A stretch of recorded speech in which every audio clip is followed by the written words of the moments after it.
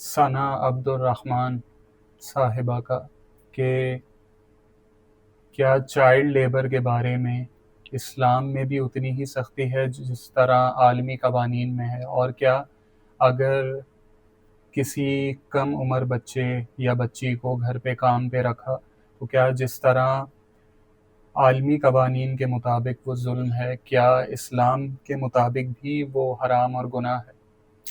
یہ لوگ یہ بتائیں کہ یہ عالمی قوانین پہلے بنے یا اسلام پہلے آیا؟ حضرت آدم علیہ السلام سے لے کر سارے نبیوں کا دین اسلام ہی تھا نا۔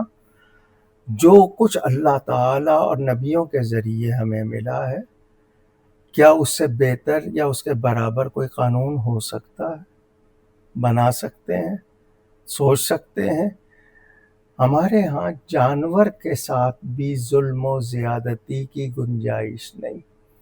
وہ دین جو وضو کے پانی میں بھی یعنی فالتو قطرہ بہانے، پانی کا قطرہ فالتو بہانے کی اجازت نہیں دیتا، وہ کسی کا ناحق خون بہانے کی اجازت کیسے دے گا؟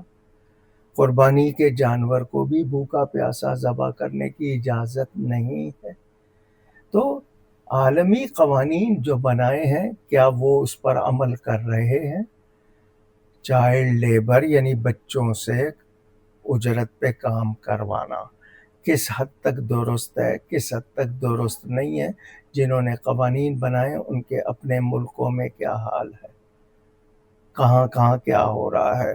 باقی جہاں بھی نا انصافی ہوگی، عدل نہیں ہوگا، لوٹ مار کرپشن ہوگی، لوگ جو ہیں وہ ایک طبقہ جو ہے وہ خوشحال ہوگا، دوسرا بدحال ہوگا۔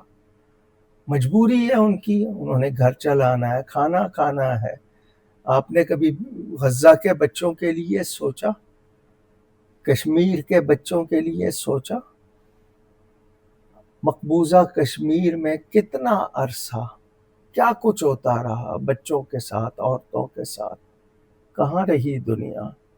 اچھا جی، ہمارے ہاں رسمی باتیں، کچھ ترانے، کچھ باتیں کی گئیں، لیکن عملی طور پر پوری دنیا اسلام نے کشمیریوں کے لیے کیا کیا؟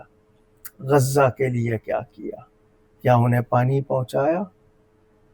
کیا وہاں پر جانے والوں کو جو سامان لے جانا چاہتے تھے لے جانے دیا گیا؟ بلکہ ان کو پکڑ کے ان کے ساتھ کیا کیا کچھ کیا گیا؟ آپ کے فیس بک پہ ساری تفصیلات موجود ہیں۔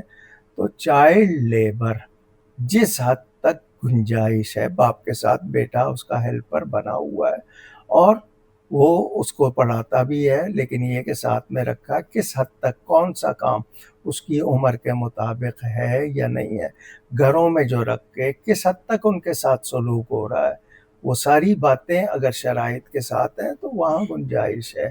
مگر عالمی قوانین سے زیادہ ہم دین کے پابند ہیں۔ ہمارا دین کسی کے ساتھ بدسلوکی کی اجازت نہیں دیتا۔